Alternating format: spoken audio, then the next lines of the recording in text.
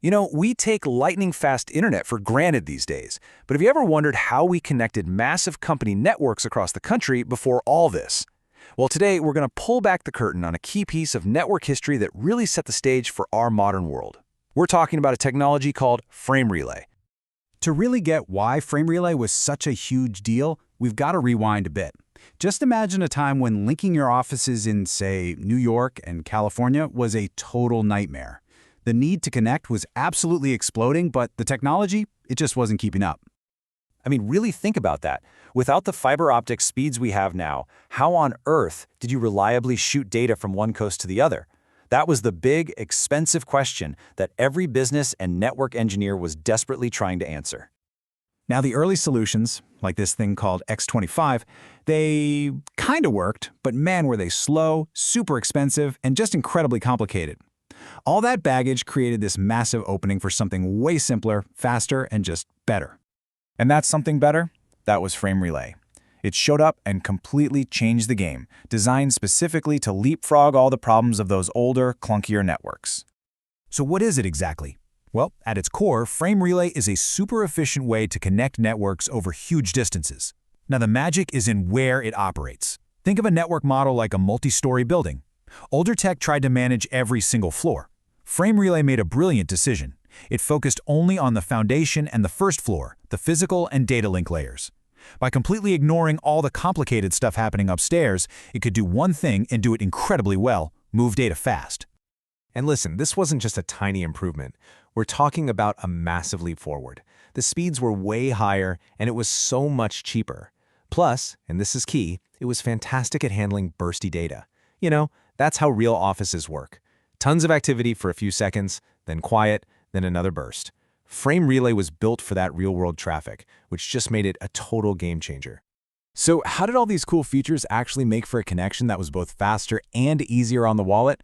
Let's break down exactly what made frame relay so superior. This chart really says it all, doesn't it? I mean, look at that tiny little bar for the old traditional networks. They were basically crawling. Then frame relay comes along and boom, a huge improvement. But then look at the upgraded version. It's like a skyscraper next to a garden shed. We're talking a speed increase of nearly 30 times. This wasn't just an upgrade, it was a full-blown revolution. And here's how it did it. By stripping out all that complexity and just focusing on those two bottom layers, frame relay became this incredibly efficient data highway. It didn't try to be the hero and do everything. Instead, it became the perfect backbone for higher-level protocols like TCP/IP, the engine that basically runs the whole internet. TCP/IP could handle the complex thinking, while frame relay just put the pedal to the metal. Okay, so we get it. It's fast, but how did it actually work? How did your data get from point A to point B on a frame relay network? Well, it really just comes down to two key pieces of gear. First, you've got the DTE, which stands for Data Terminal Equipment. The easy way to think of this? It's your company's router. Then you've got the DCE, or Data Circuit Terminating Equipment. That's the big, powerful switch that belongs to the network provider, like your phone company. This diagram shows it perfectly. Your router, the DTE, plugs into the provider's switch, the DCE. And that switch is basically your on-ramp to the provider's huge network, which everyone called the frame relay cloud. Your data goes into the cloud on one side and gets routed to its destination on the other. So let's trace the journey step by step. First, your router packages up your data and fires it off to the closest network switch. Next, those little data packets hop from switch to switch all the way across the provider's network. And finally, the switch on the other end delivers the data to the receiving router. Simple, direct, and incredibly fast. But we still haven't touched on the most ingenious part of frame relay's design. There was a really radical trade-off right at the heart of it that made all this incredible speed possible. So what was it? What was the secret sauce?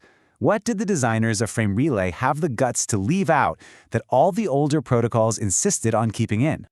Here it is. The whole game was its philosophy on handling errors. See, older networks assumed the lines were bad, so they were constantly double-checking everything, resending lost data, which created a ton of traffic and slowed things to a crawl. Frame relay made a totally different bet. It assumed the network was pretty reliable, so it just stripped out almost all of the error control. This quote is just mind-blowing. There is no flow control or error control. And get this, if a data frame gets damaged in transit, it is silently dropped. The network doesn't try to fix it, it just throws it away and moves on. I mean, to the engineers back then, this must have sounded absolutely insane. But it wasn't a flaw. It was a feature. This was a calculated risk. The creators of Frame Relay bet that network lines were getting better, and more importantly, that the computers at each end were getting smarter. They knew that protocols like TCP/IP were already doing their own error checking, so why do the same job twice and slow everything down? Frame Relay's mission was simple: just move the data, as fast as humanly possible. And that right there is its true legacy. While you don't see Frame Relay much anymore, its core idea is absolutely everywhere in modern networking. The principle is this: make the core of the network as fast and as simple as you can, and let the smart devices on the edges, our computers, our routers, handle all the complicated stuff. It's a powerful idea that started decades ago, and it's what paved the way for the internet we can't live without today.